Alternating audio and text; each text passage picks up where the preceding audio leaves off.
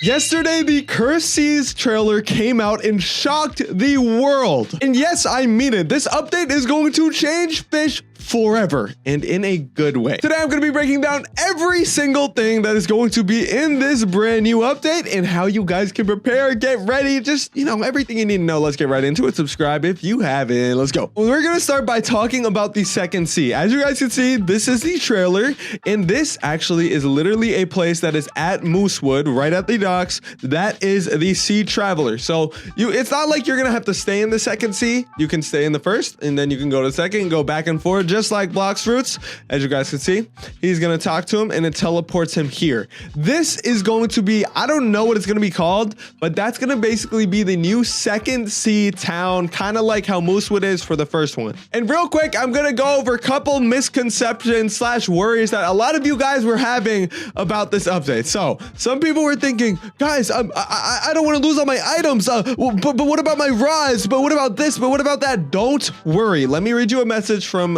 Fisch officially. This is a message from Plutoli. I guess this is one of the developers slash admins of Fisch, and he said this: quick note to go along with the trailer. Your progress is not resetting. You will be allowed to travel between worlds at will. You will not be forced to go into the new world. Think of it as a massive expansion or a second sea of islands to explore. We understand that the original and nostalgic feeling of Fisch in its early development is something that you crave and miss. Our goal is to bring that feeling back. And this is the next thing we'll get into. The new currency is completely separate from the currency in the first world. You will not lose your progress. That being said, there has to be a reason to continue playing, hence a new currency, an increased level cap to keep the grind worth it, meaning no more $20 million rods. There's a lot that has not yet been revealed. Get ready, happy fishing. Yeah, now that you guys know that your progress is going to be set and you don't have to worry about that, let's talk about this brand new currency. So what a lot of people have been telling me, instead of $C,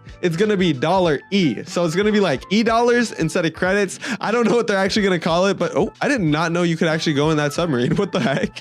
But I don't know what they're going to be calling it. I don't know if it's euros or whatever the heck they're going to call it. But yeah, there's going to be a new currency. It's going to be separate from the first world. So, don't worry. All right. You can still come back to the first world and use as many credits as you possibly could ever dream of. And now about the level cap. So as you guys said, it says as you guys saw, it's going to be an increased level cap, and I actually know what it is. So I watched the whole entire trailer, and basically Carbon Miser, which is, I guess he was officiating the trailer. I mean, props to him, man. Anyways, level cap is going to be 2,500.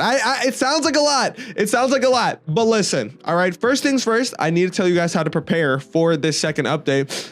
And all right, to get into the second sea, you're most likely going to need to be level 1000. So don't even worry about it. It doesn't really matter if you're in the first world, but when you're level 1000, that's when the grind kind of starts again. And if it sounds like a lot, don't worry. Most likely it's going to be easier to grind there in the next world. They're probably going to have more quests. It's probably going to be way easier to get XP from like the new fish that you can catch in the second world. So overall, I think it's actually going to be really good that they're increasing level. And also, I'm pretty sure that all of the rods that you guys have in the first world, you most likely will not be able to use them in the second world. And let me explain. For this, I'm going to go back to the trailer and let's talk about the rods. So this, I think it's called like the shear rod. Let me check. No, this one's called the verdant shear rod, and this one spawns trees around you and gives fish a tree mutation. And okay, we'll talk about more on those later, but he did mention that there would be advanced rods, kind of like these ones, as well as beginner rods. And let's go to some of the beginner rods.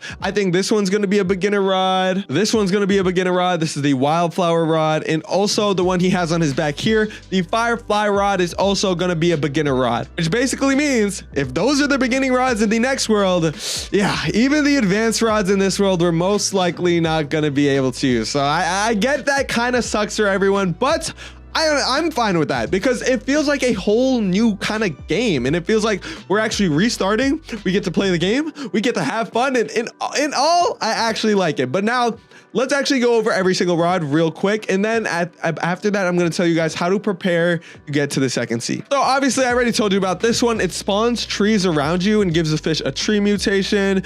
This is the frog one. This one's actually really cool. So it spawns frogs over time, and every single time you get more frogs, you get more luck, which is all right. That's very cool. I like that one. Where's the next one? Boom, boom, boom. We got this one. This one is called the Free Spirit Rod, which has a chance to trigger a gem rain, having the fish have a gem mutation. Very cool as well. And this is the Rod of the Lagoon. This is the Wildflower Rod, and this on his back is the Firefly Rod. Those are just going to be all the beginner rods. And I am actually going to tell you a fast way to get to level 1000, but before I do that, you should actually know exactly what time the event starts for you, because if you guys are here when the clock hits 0, and I mean the clock by Moosewood, let me go to it real quick. If you guys are here when this clock hits 0 and it's literally less than 2 days, oh my gosh, this update's so close, you will get free skins. All right, you will get free skins. I don't think you'll get a free rod, but like it's just gonna be good. All right, you want to be here. So it's 7 a.m. Central Standard Time, and if you don't know what time that is, just search up 7 a.m. Central Standard Time and then search it in my time. So I don't know what time zone you are, search it up, figure it out. In, let's say it's Eastern Time, then you can search that up, and now you know it's 8 a.m. And also you can just check the actual official Roblox page, and that's how you'll know exactly the time. You're gonna want to wake up early for this one. This is gonna be a banger. Yeah, I do understand a lot of you guys aren't level 1000, and right now, I'm telling you guys, right now is the best time to get to level 1000. All right, what you guys want to do, all right, you get yourself a challenger's rod, and if you don't have the challenger's rod, honestly, just grind for it. I have a ton of money videos on my channel. If you don't, and you don't want to grind for money, I guess you could use either the Tempest Rod, and I don't know. Those are the only two ones I would recommend for level 1000. There's other ones that work good too, but like if you have those two, you're gonna have the fastest possible progress. Anyways, there's a couple ways you guys can do it. Right now, you can fish in the Challengers Deep with sundial totems. Make sure it's nighttime and use either coral bait or deep coral bait if you want to catch a ton of frozen leviathans, get a ton of XP. But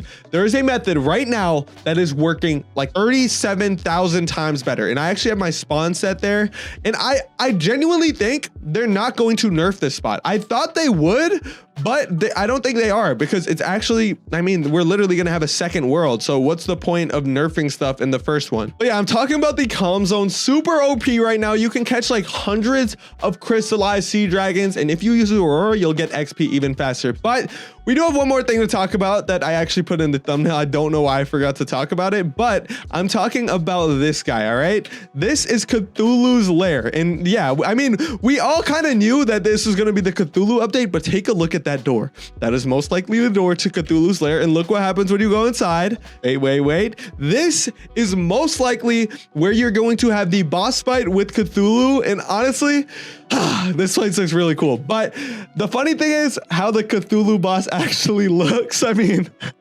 why did he look like that? I don't know why he looks like that, but yeah, expect to fight this guy and try to get level 1000 before the next update if you guys want to get to the second sea.